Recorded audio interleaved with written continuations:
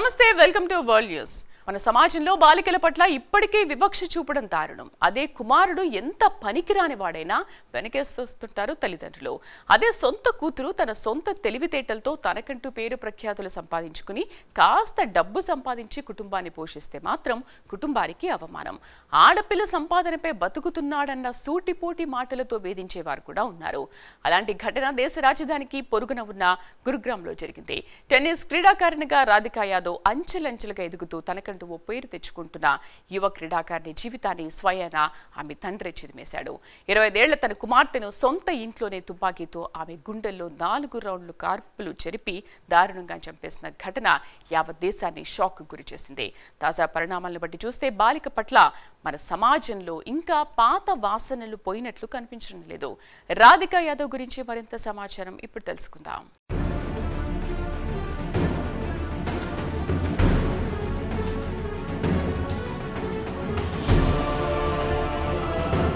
తమ పిల్లల కోసం తల్లిదండ్రులు ఎంతో కష్టపడుతూ ఉంటారు. ఎన్నో త్యాగాలు చేస్తూ ఉంటారు. వారి అభివృద్ధికి రావాలని కోరుకుంటారు. వారికి ఏ రంగంలో ఆసక్తి ఉందో ఆ రంగంలో ప్రోత్సహించడానికి తమ వంతు కృషి చేస్తూ ఉంటారు. మరి అదేమి చోద్యమో కానీ మన దేశంలో కొన్ని ప్రాంతాల్లో ఇప్పటికీ బాలికల పట్ల వివక్ష చూపిస్తున్నారు. ఆడపిల్ల ఇంటి నుంచి బయటకు వెళ్లకూడదు, చదువు వద్దు, వారికి స్వాతంత్రం అసలే వద్దు అనే తాలిబాన్ మెంటాలిటీ కలిగిన వారు ఉన్నారు. అదే ఇంట్లో కుమారుడికి విషయానికొస్తే ఎన్ని అవలక్షణాలున్నా వెనకేసుకు వస్తూ ఉంటారు. అదే కుమారుడు జులాయిగా తిరిగినా పెద్దగా పట్టించుకోరు. తమ కుమారుడు ఏదో ఘనకార్యం చేసినట్లు భావిస్తూ ఉంటారు కొందరు తల్లిదండ్రులు. ఇక దేశ రాజధానికి పొరుగున ఉన్న గురుగ్రామ్లో ఓ 25 ఏళ్ల జాతీయ టెన్నిస్ క్రీడాకారిణి రాధికా యాదవ్ విషయానికొస్తే ఆమె తండ్రి చేతిలో తన సొంత ఇంట్లోనే అత్యంత దారుణంగా హత్యకు గురయ్యారు. గురువారం నాడు ఉదయం 10:30 కిచెన్లో పనిచేసుకుంటున్న కుమార్తె గుండెల్లో వరుసగా 4 బుల్లెట్లు దించేశాడు.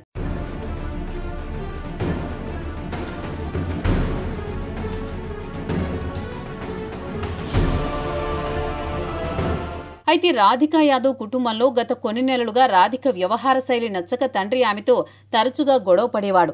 ఆమె టెన్నిస్ అకాడమీ పెట్టి కొంత డబ్బు సంపాదించేది. అలాగే ఇన్స్టాగ్రామ్ రీల్స్, పలు మ్యూజిక్ వీడియోలు కనిపించడం తండ్రికి నచ్చలేదు. రాధిక తండ్రి దీపక్ యాదవ్ విషయానికొస్తే ఆయనకు 49 ఏళ్లు. పోలీసుల ముందు లొంగిపోయి హత్య చేసింది తానే అని అంగీకరించాడు. దీనికి కారణం కూడా ఆయన పోలీసులకు వివరించాడు. తన సొంత గ్రామమైన వజీరాబాద్కు వెళ్లినప్పుడల్లా గ్రామస్తుల చేతిలో తాను అవమానం పాలవుతున్నాను, కుమార్తె డబ్బుతో బతుకుతున్నావంటూ తనను హేళన చేసేవారని చెప్పుకొచ్చాడు. ఇది తనకు మనశ్శాంతి లేకుండా చేసింది. దీంతో తాను రాధికను పలుమార్లు టెన్నిస్ అకాడమీ మూసివేయాలని కోరానని చెప్పాడు. కాగా దీపక్ యాదవ్ కుటుంబం పెద్ద సంపన్న కుటుంబం కాకపోయినా ఆస్తిపాస్తులున్న కుటుంబమే. టెన్నిస్ అకాడమీపై సుమారు 2 కోట్ల వరకు పెట్టుబడులు పెట్టినట్టు చెబుతున్నారు. ఇంత పెద్ద మొత్తంలో పెట్టుబడి పెట్టి అకస్మాత్తుగా అకాడమీ మూసేయమంటే ఎలా అంటూ తండ్రిని నిలదీసింది. తాను అకాడమీని మూసే ప్రసక్తే లేదని రాధికా యాదవ్ తన తండ్రితో కరాఖండిగా తేల్చి చెప్పింది. అటు నుంచి తండ్రికి కూతురికి మధ్య తరచూ గొడవలు జరిగేవి.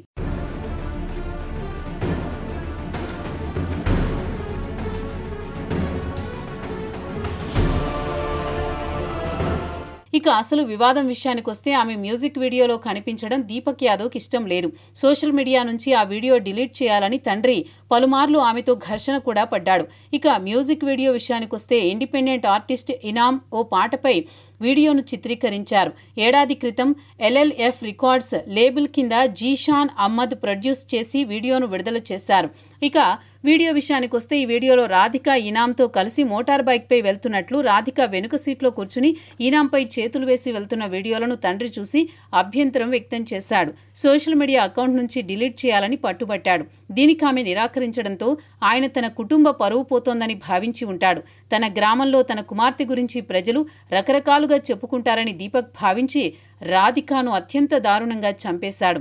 ఇక రాధిక టెన్నిస్ క్రీడాకారిణి కాగా ఇటీవల ఓ మ్యాచ్లో ఆడుతున్నప్పుడు ఆమె భుజానికి గాయం కావడం వల్ల టెన్నిస్ నుంచి తప్పుకుంది.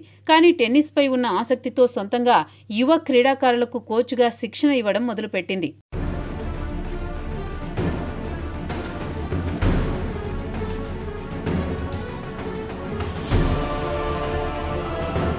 ఇక దీపక్ యాదవ్ సోదరుడు కుల్దీప్ యాదవ్ అదే బిల్డింగ్లో గ్రౌండ్ ఫ్లోర్లో ఉంటాడు. కాల్పుల శబ్దం విని పరుగుపరుగున వచ్చి చూస్తే రాధిక కిచెన్లో రక్తపు మడుగులో పడి ఉంది. పక్కనే ఉన్న డ్రాయింగ్ రూమ్లో రివాల్వర్ కనిపించింది. వెంటనే ఆమెను కుల్దీప్ యాదవ్ కారులో సెక్టార్ 56లో ఉన్న ఆసియా మారిగో ఆసుపత్రికి తీసుకువెళ్లాడు. అప్పటికే ఆమె చనిపోయినట్లు డాక్టర్లు చెప్పారు. మరి దీపక్ యాదవ్ను సొంత కుమార్తెను ఎందుకు చంపాలనుకున్నాడు, అంత దారుణానికి ఒడిగట్టడానికి కారణాలేంటనే విషయానికొస్తే ఆయన మాజీ బ్యాంకు ఉద్యోగి కూడా. కుమార్తె క్రమంగా ఎదుగుతోంది. ఎవరిపైనా ఆధారపడకుండా ఆర్థికంగా పెద్ద మొత్తంలో డబ్బు సంపాదించుకుంటోంది. సొంతంగా ఎవరిపైనా ఆధారపడకుండా తన బతుకు తానే బతికే స్థాయికి ఎదిగింది. ఆమె సొంతంగా సెక్టార్ 57లో టెన్నిస్ అకాడమీ ప్రారంభించింది. రాధిక టెన్నిస్ అకాడమీ ప్రారంభించినప్పటి నుంచి కుటుంబంలో గొడవలు మొదలయ్యాయి. ఆ తర్వాత ఆమె ఒక మ్యూజిక్ వీడియోలో కనిపించేసరికి తండ్రి కూతురు మధ్య గొడవలు మరింత ముదిరాయి. ఆమె హత్యకు ఈ మ్యూజిక్ వీడియో కారణం కావచ్చని పోలీసులు కూడా చెబుతున్నారు.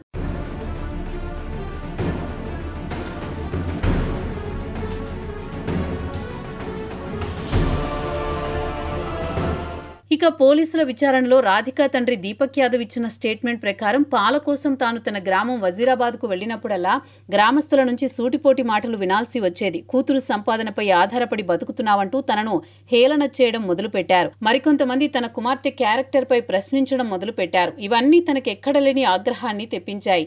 దీంతో తాను తన కుమార్తెను వెంటనే టెన్నిస్ అకాడమీ మూసివేయాలని పలుమార్లు సర్ది చెప్పినా ఆమె మాత్రం పెద్దగా పట్టించుకోలేదు.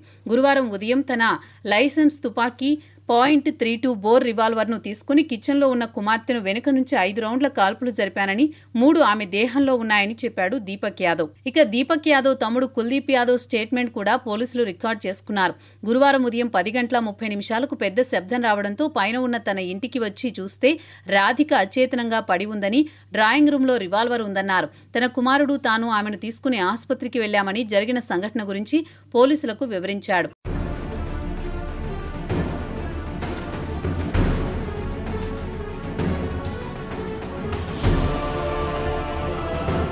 ఇక కాల్పులు జరిగినప్పుడు రాధిక తల్లి దీపక్ యాదవ్ భార్య మంజు యాదవ్ ఇంట్లోనే ఉన్నారు. అయితే లిఖితపూర్వకంగా ఆమె పోలీసులకు స్టేట్మెంట్ ఇవ్వడానికి నిరాకరించారు. తనకు జ్వరం కారణంగా తన గదిలోనే లోపలి నుంచి లాక్ చేసుకుని పడుకున్నానని పోలీసులకు తెలిపారు. ఇక రాధిక విషయానికొస్తే ఆమె ప్రముఖ టెన్నిస్ క్రీడాకారిణి. తన ఖాతాలో పలు ట్రోఫీలు దక్కించుకున్నారు.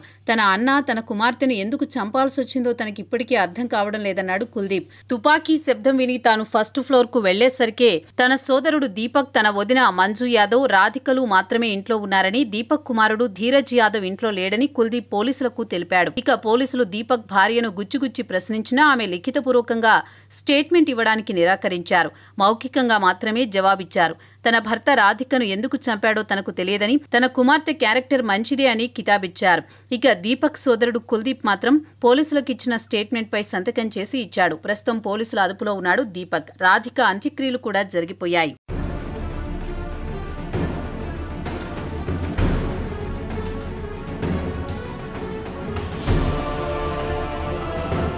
ఎవరో చదువురాని మూర్ఖులేదో అన్నారని, ఎంతో ఉజ్వల భవిష్యత్తు ఉన్న సొంత కూతుర్ని చంపుకోవడం మూర్ఖత్వమే అవుతుంది.